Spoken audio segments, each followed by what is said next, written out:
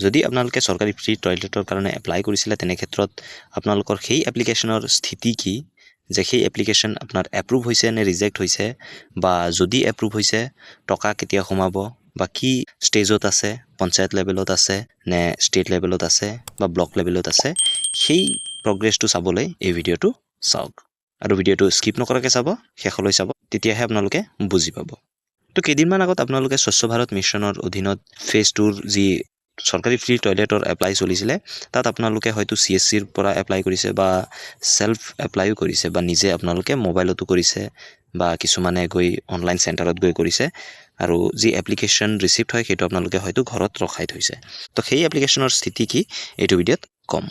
যদি আপোনালোকে এনেকুৱা মেছেজ পাইছে যে আপোনালোকৰ এপ্লিকেশ্যন হয় সেইটো এপ্ৰুভ হৈ গৈছে তেনে ক্ষেত্ৰত আপোনালোকে নিশ্চিত হওক যে আপোনালোকৰ যি পইচা আছে সেইটো সোমাব বা আপোনালোকৰ যি জিঅ' টেগড প্ৰচেছ আছে সেইবিলাক হ'ব আৰু তাৰ পিছতহে ফ্ৰী টয়লেটৰ স্কিম হয় সেইটো কমপ্লিট হ'ব তাৰ কাৰণে আপোনালোকে পঞ্চায়তত গৈ খবৰ কৰিব পাৰে আৰু নতুবা যদি আপোনালোকৰ এই মেছেজটো অহা নাই তেনে ক্ষেত্ৰত আপোনালোকে অনলাইনত গৈ চেক কৰিব পাৰে এইটো অফিচিয়েল পৰ্টেল হয় sbm.gov.in তো তাত গৈ আপোনালোকে ট্ৰেক কৰিব পাৰে আপোনালোকৰ যি এপ্লিকেশ্যন নাম্বাৰ হয় এপ্লাই কৰোঁতে যি এপ্লিকেশ্যন নাম্বাৰটো পাইছে সেই এপ্লিকেশ্যন নাম্বাৰটো দি আপোনালোকে কিন্তু ট্ৰেক কৰিব পাৰে অফিচিয়েল লিংকটো মই ডেছক্ৰিপশ্যন বক্সত দি দিছোঁ আপোনালোকে তাত গৈ চাই ল'ব আপোনালোকে লগইন কৰিব লগইন কৰাৰ পিছত আপোনালোকৰ যি ষ্টেটাছ হয় সেইকেইটা আপোনালোকে চাব পাৰিব তাৰ কাৰণে আপোনালোকে যোনটো মোবাইল নম্বৰ দি ৰেজিষ্টাৰ কৰিছিলে বা যোনটো মোবাইল নম্বৰ আপোনালোকে দিছিলে সেইটো দিয়ে লগইন কৰি ল'ব তো আপোনালোকক এতিয়া দেখুৱাই দিওঁ যে কেনেকৈ আপোনালোকে ট্ৰেক কৰিব তো ইয়াত ৰেজিষ্ট্ৰেশ্যন মোবাইল নম্বৰ যি অপশ্যন দেখা পাইছে ইয়াত আপোনাৰ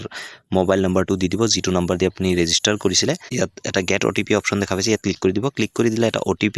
আহিব আপোনাৰ মোবাইলত সেই OTPটো ইয়াত ভৰাই তাৰপিছত কেপচা কোডটো ইয়াত ভৰাই দিব বা সিকিউৰিটি কোড বুলিও কয় ইয়াক তো সেইটো ইয়াত ভৰাই দিব ভৰাই দি আপুনি সাইন ইনত ক্লিক কৰি দিব যেতিয়া আপুনি সাইন ইনত ক্লিক কৰি দিব এনেকুৱাকৈ ইণ্টাৰফেচ আহি যাব তাৰপিছত আপোনাৰ এড্ৰেছ বা আপোনাৰ যি ডিটেইলছ আছে সেইকেইটা দিয়া থাকিব তো আপুনি ইয়াত সাইডত গুচি যাব তিনটা লাইন যেটো অপশ্যন দেখা পাইছে ইয়াত আপুনি ক্লিক কৰি দিব ক্লিক কৰি দিলে ইয়াত অপশ্যন দেখা পাইছে ভিউ এপ্লিকেশ্যন তো ইয়াত আপুনি ক্লিক কৰি দিব তো ক্লিক কৰি দিয়াৰ পিছত এনেকুৱাকৈ ইণ্টাৰফেচ আহি যাব এপ্লিকেশ্যন ষ্টেটাছ তো এপ্লিকেশ্যন ৰিচিপ্ট তাৰপিছত ইয়াত এটা অপশ্যন দেখা পাইছে ট্ৰেক ষ্টেটাছ তো ইয়াত আপুনি ক্লিক কৰি দিব তো ক্লিক কৰি দিয়াৰ পিছত আপোনাৰ যি এপ্লিকেশ্যন নম্বৰ আছে বা কেতিয়া ৰিচিপ্ট হৈছে সেই সবিশেষ দিয়া থাকিব আপুনি তললৈ যাব তললৈ যোৱাৰ পিছত আপোনালোকে ইয়াত চাব পাৰিব যে আপোনালোকৰ এপ্লিকেশ্যনটো কিমানলৈকে আগুৱাইছে তো এপ্লিকেশ্যন ৰিচিপ্ট হৈছে এপ্লিকেশ্যন জিঅ' টেগিং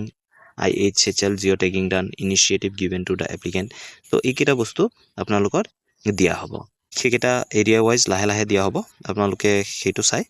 আপোনালোকৰ যি এপ্লিকেশ্যন ষ্টেটাছ হয় সেইকেইটা আপোনালোকে চেক কৰিব পাৰিব